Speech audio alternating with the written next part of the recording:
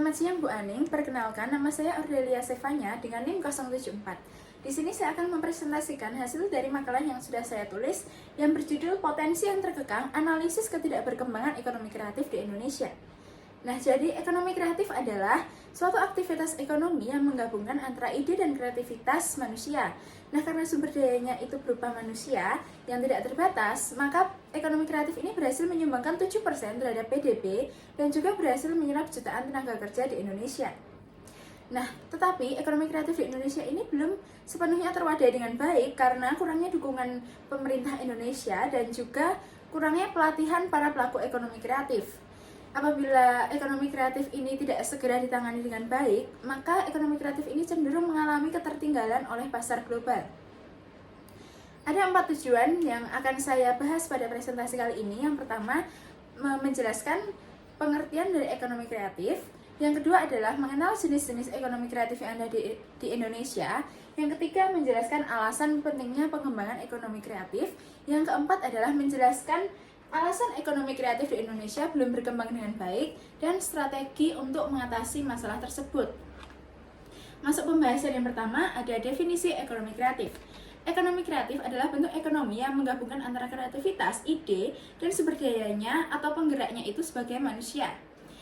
Menurut Kementerian Perdagangan Republik Indonesia, ekonomi kreatif ini menciptakan kesejahteraan dan lapangan pekerjaan melalui pemanfaatan bakat dan keterampilan individu. Kemudian ada jenis-jenis ekonomi kreatif di Indonesia. Yang pertama itu ada kriya. Kriya adalah kerajinan yang berasal dari kulit, kayu, dan logam. Kriya ini bisa dimaksudkan merupakan ciri khas dari bangsa Indonesia. Yang kedua ada fashion. Fashion ini cenderung para pelaku ekonomi kreatifnya itu anak muda, tapi mengalami berbagai tantangan seperti produk impor. Seperti yang kita tahu sekarang itu banyak sekali thrifting. Yang ketiga ada kuliner. Kuliner ini bisa dibilang pendapatan terbesar sebesar 30% menyumbangkan terhadap PDB. Kemudian ada pentingnya pengembangan ekonomi kreatif di Indonesia.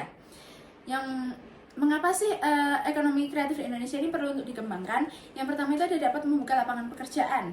Ini dimaksudkan apabila semakin banyak usaha baru yang berkembang, maka banyak juga tenaga kerja yang dibutuhkan sehingga dapat mengurangi pengangguran dan membuka lapangan pekerjaan baru. Yang kedua itu ada mendorong inovasi dan daya saing. Ini maksudnya para pelaku ekonomi kreatif ini didorong untuk senantiasa berinovasi dalam menghasilkan produk agar tidak tertinggal oleh para pelaku ekonomi kreatif yang lainnya. Yang ketiga ada kontribusi terhadap PDB nasional. Seperti yang sudah saya sampaikan tadi, ekonomi kreatif itu merupakan salah satu bidang yang memberikan sumbangan signifikan terhadap PDB. Jadi sektor-sektor utamanya yaitu kuliner, fashion, dan juga kerajinan tangan. Yang kemudian berikutnya ada tantangan ekonomi kreatif serta strateginya.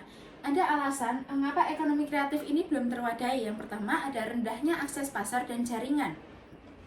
Jadi keterbatasan akses ke teknologi digital seperti pameran dan kerjasama lintas sektor menyebabkan banyak pelaku ekonomi kreatif ini tidak memasarkan produknya secara luas. Yang kedua itu ada kurangnya edukasi dan pendampingan. Seperti yang sudah saya sampaikan juga, para pelaku ekonomi kreatif ini membutuhkan pendampingan dan juga pelatihan. Ini seperti pelatihan manajemen, keterampilan, pemasaran, dan juga desain. Hal ini tuh dapat membuat bisnis mereka itu lebih berkembang serta berkelanjutan. Yang ketiga, ada akses modal yang terbatas. Hal ini maksudnya banyak sekali lembaga keuangan bank non-bank itu tidak mempercayai usaha yang baru merintis. Mereka itu lebih menyukai perusahaan yang sudah profitable dan sustainable. Jadi kalau usaha yang baru merintis itu mereka kurang percaya sehingga sulit untuk memberikan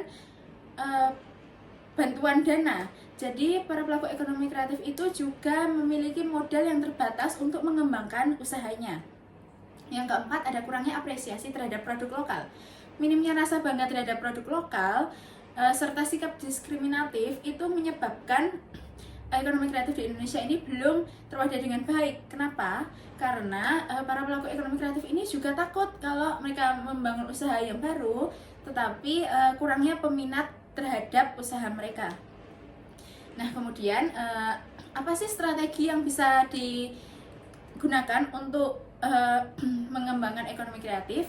Yang pertama itu ada pengembangan platform digital. Ini tuh seperti aplikasi online seperti Shopee, Tokopedia, dan lain-lain. Nah, ini tuh dapat membantu para pelaku ekonomi kreatif itu memasarkan produknya itu secara luas, serta menghubungkan ke konsumen dan mitra yang lebih potensial terhadap produk yang mereka tawarkan. Kemudian yang kedua itu ada peningkatan akses pembiayaan. Peningkatan akses pembiayaan di sini maksudnya itu adalah pinjaman berbunga rendah dan juga bantuan dana atau penggalangan dana bagi para pelaku ekonomi kreatif yang sangat kekurangan dana. Kenapa? Karena modal atau pembiayaan itu perannya sangat penting untuk mendukung bisnis yang akan mereka bangun. Yang ketiga itu ada promosi dan branding nasional. Mendukung promosi produk seperti pameran, misi dagang, festival seni itu dapat membantu meningkatkan daya tarik dan citra produk kreatif di pasar internasional. Kemudian kesimpulan yang dapat saya sampaikan dari presentasi saya kali ini adalah ekonomi kreatif di Indonesia ini memiliki potensi yang besar. Namun dalam mendorong pertumbuhan ekonomi kreatif nasional ini banyak sekali tantangan yang dihadapi oleh para pelaku ekonomi kreatif, seperti akses permodalan, infrastruktur yang kurang merata, dan juga kurangnya pelatihan bagi pelaku ekonomi kreatif. Selain itu, rendahnya apresiasi terhadap produk lokal itu juga itu juga menjadi tantangan terbesar dalam pengembangan ekonomi kreatif. Nah, untuk mengatasi hal tersebut diperlukan kolaborasi lintas sektor antara pemerintah dan juga para pelaku ekonomi kreatif yang dapat mendapat dukungan kebijakan yang lebih spesifik guna menciptakan ekonomi kreatif yang inklusif dan berkelanjutan. Demikian presentasi yang dapat saya sampaikan, kurang lebihnya saya ucapkan terima kasih.